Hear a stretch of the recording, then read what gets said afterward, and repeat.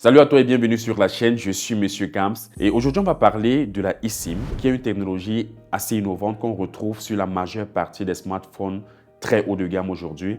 C'est vrai, on retrouve aussi sur quelques smartphones milieu de gamme, ça va dépendre vraiment du constructeur, qui te permet déjà d'avoir deux SIM sur un téléphone qui ne prend qu'une seule SIM.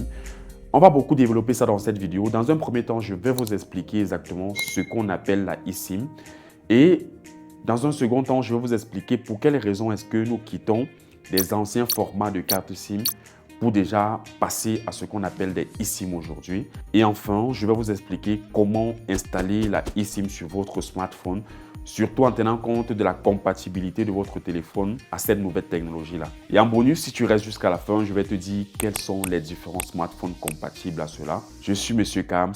Rendez-vous après le générique.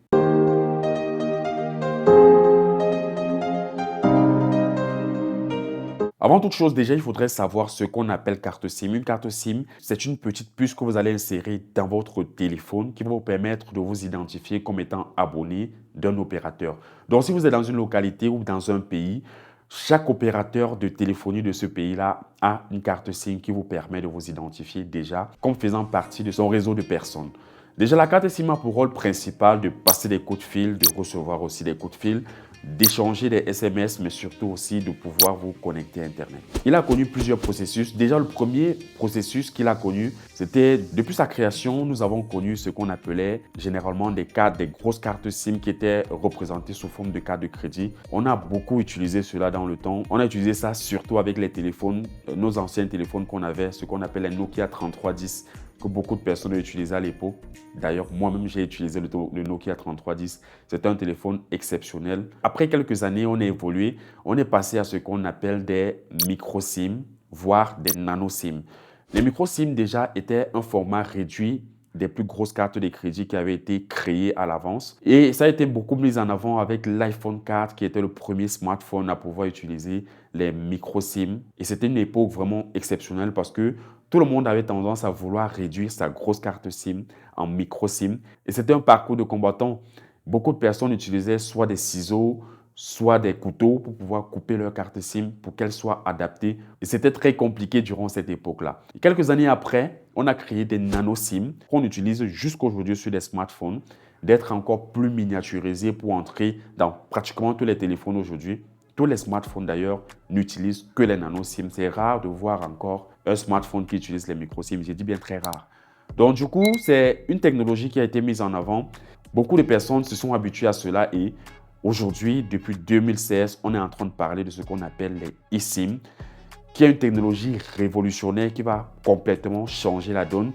Ça va vous permettre déjà de ne plus avoir des cartes SIM physiques, mais uniquement des cartes SIM électroniques que vous ne pourriez même pas voir. Déjà, l'avantage de la eSIM, comme j'ai dit au début, ça va vous permettre d'avoir deux SIM dans un seul téléphone et de pouvoir franchement vous réduire beaucoup de tâches. Beaucoup de personnes ont l'habitude de voyager, d'embarquer avec eux la carte SIM de leur opérateur du pays dans lequel ils résident. Et ensuite, en arrivant dans un autre pays, ils ont tendance à souvent égarer la SIM en question et ça devient toute une histoire. Alors que là, maintenant, vous avez la possibilité de tout simplement insérer une eSIM dans votre téléphone et de voyager en toute quiétude. Ça vous réduit déjà cette tracasserie-là. Il y a des constructeurs qui ont pour rôle principal de vendre les cartes SIM vers d'autres opérateurs de téléphonie. Il y a ce transport-là qui était dans le passé un véritable problème, qu'avec la eSIM, tout va être résolu comme une lettre à la poste. L'autre avantage aussi, c'est au niveau du profil de eSIM. Avec la eSIM, vous avez la possibilité de pouvoir changer de profil en fonction des appareils que vous avez si, bien évidemment, ces appareils sont compatibles. Je parle généralement de l'environnement, d'écosystème de certains appareils. C'est avec cette carte SIM-ci que vous allez comprendre l'importance de cet écosystème-là parce qu'il y a des Apple Watch qui prennent des eSIM, il y a certaines tablettes aussi qui prennent des eSIM. Vous avez la possibilité de pouvoir activer plusieurs profils sur ces différents appareils. Par exemple, si vous avez une Apple Watch, vous pouvez laisser votre smartphone à la maison et activer la eSIM sur votre Apple Watch. Vous n'avez plus besoin de marcher avec votre téléphone et de pouvoir vaquer à certaines occupations, à décrocher aux appels et faire bien d'autres choses encore.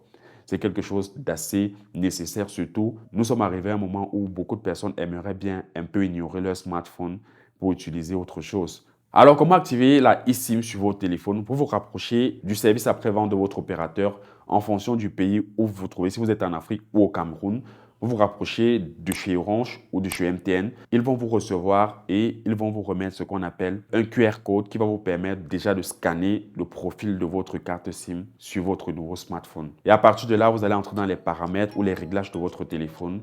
Vous allez voir là, ajouter une carte SIM. Vous allez cliquer dessus, vous allez scanner le QR code de votre carte SIM et directement vous auriez la eSIM installée sur votre smartphone. Alors pour ceux qui sont restés jusqu'à la fin de la vidéo, chez les iPhones, la eSIM commence à être compatible avec les iPhone XR en montant, XR, XS Max, 11, 12, 13 jusqu'à l'iPhone 15 actuel. Chez Samsung, ça commence à partir du S21 jusqu'au S24 actuel aussi. Et chez Google, on va dire que c'est tout simplement la marque qui prend beaucoup plus de eSIM parce que pratiquement tous les téléphones Pixel de Google sont compatibles à la eSIM. Maintenant, d'autres opérateurs peuvent être compatibles à la eSIM que je n'ai pas cité. Je vous invite directement à aller dans les réglages de vérifier si il y a possibilité de pouvoir activer le profil eSIM. S'il y a possibilité, vous allez très rapidement pouvoir lire le profil pouvant être activé sur votre smartphone. Je vais vous laisser en description le lien des différents smartphones compatibles à la eSIM.